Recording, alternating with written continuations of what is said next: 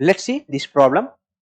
Wires W1 and W2 are made of same material having the breaking stress of 1.25 into 10 to the power 9 Newton पर metre square. तो बच्चों यहाँ पे आपको दो वायर दिख रहे हैं, एक ऊपर वाली W1 और बीच वाली W2। दोनों का ही ब्रेकिंग स्ट्रेस जो है कितना है दे करके रखा गया है। W and W2 have cross sectional area 8 into 10 to the power minus 7 meter square and 4 into 10 to the power minus 7 meter square respectively. Masses of 20 kilogram and 10 kilogram hangs from them as shown in figure। तो ये मास 20 kilogram है, ये मास 10 kilogram है। ठीक है, चलिए। The maximum mass that can be placed in the pan without breaking the wires is, हमें बताना है कि कितना किलोग्राम हम मास इस पैन पे रख सकते हैं। तो बच्चों हम ऐसा करते हैं, मान लेते हैं इस पैन पे हमने स्मॉल m किलोग्राम रख लिया और देखते हैं कि दोनों ही वायर्स में कितनी टेंशन आ रही है ना।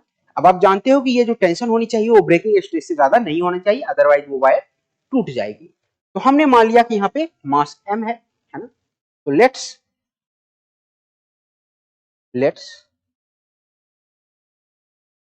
मास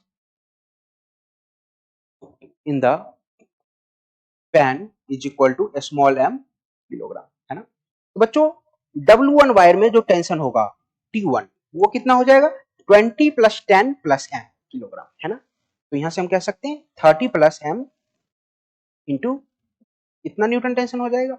अगर T2 की बात करें तो T2 से कितना वेट लटक रहा है 10 प्लस m।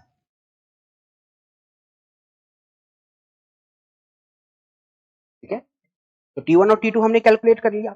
अब हम जानते हैं कि T1 की वैल्यू भी इससे कम होनी चाहिए और T2 की वैल्यू भी इससे कम होनी चाहिए। तो हम दोनों ही कंडीशन का यूज करके हम स्मॉल m की वैल्यू कैलकुलेट करेंगे और उन दोनों में से जो m की छोटी वैल्यू आएगी ना वो हमारा आंसर होगा, है ना। तो चलिए कैलकुलेट करते हैं। तो हम लिखते हैं 4 वायर W1, 4 वायर W1, है ना। तो T1 की जो मैक्सिमम वैल्यू हो सकती है वो ब्रेकिंग स्ट्रेस के बराबर हो सकती है। तो 1.25 इंटू 10 टू द पावर 9। तो 1.25 इंटू 10 टू द पावर 9 और T1 की जो वैल्यू आपने लिखी है 30 प्लस m इंटू जी की वैल्यू 10 रख लेते हैं। This is equal to 1.25 into 10 to the power 9, है ना। तो 30 plus m is equal to 1.25 into 10 to the power 8।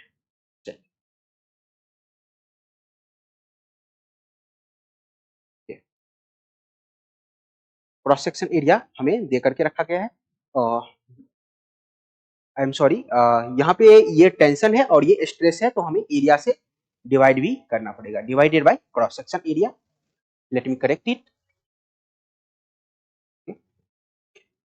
तो T1 डिवाइडेड बाय उसका क्रॉस सेक्शन एरिया A1, इसकी जो वैल्यू होगी वो कितनी होगी 1.25 इंटू 10 टू द पावर 9 होगी। ठीक है, तो T1 की जो वैल्यू है आपने वो 30 प्लस m इंटू 10 लिखी है।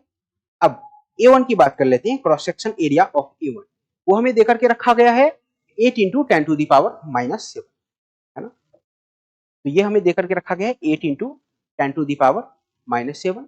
This is equal to 1.25 into 10 to the power 9।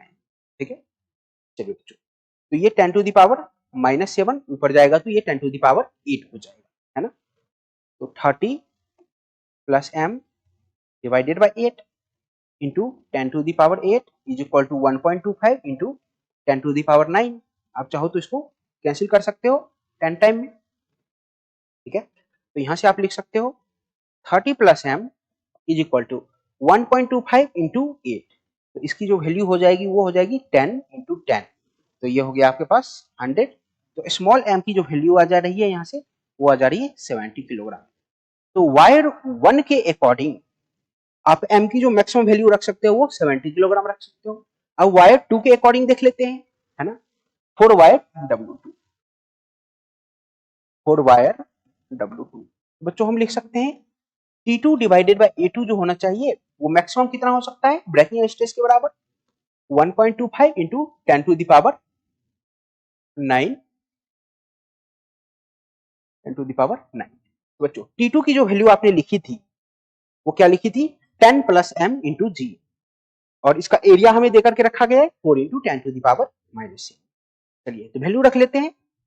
तो 10 प्लस m, जी की वैल्यू 10 रख लेते हैं, एरिया की जो वैल्यू है वो है 4 into 10 to the power -7 and this is equal to 1.25 into 10 to the power 9। ठीक है, तो ये हमारे पास हो जाएगा 10 plus m divided by 4 is equal to 1.25 into 10। तो यहाँ से हम इसको फर्दर सिंप्लीफाई कर सकते हैं। 10 प्लस m, इसको मल्टीप्लाई करेंगे तो ये हो जाएगा हमारे पास 50। m की जो वैल्यू आ जाएगी बच्चों वो कितनी आएगी 40 किलोग्राम आएगी। ठीक है, तो बच्चों हम देख सकते हैं कि वायर 1 के अकॉर्डिंग मास कितना रख सकते हैं 70, वायर 2 के अकॉर्डिंग 40 किलोग्राम। यानी कि अगर हमें दोनों ही वायर को सेफ रखना है तो हमें कितना मास रखना पड़ेगा, उसमें 40 किलोग्राम का मास रखना पड़ेगा। इससे ज्यादा रखेंगे तो वायर 1 तो सेफ रहेगा लेकिन वायर 2 हमारा टूट जाएगा। तो मैक्सिमम मास हम कितना रख सकते हैं इस पर मैक्सिमम मास हम कितना रख सकते हैं, तो मैक्सिमम मास जो हम रख सकते हैं वो है 40 किलोग्राम। चलिए 40 kilogram is the right answer. बच्चों जो कॉन्सेप्ट हमने यूज किया है वो कॉन्सेप्ट कौन सा है, ब्रेकिंग स्ट्रेस का। जो कॉन्सेप्ट हमने यूज किया है वो कॉन्सेप्ट है ब्रेकिंग स्ट्रेस का। ठीक है,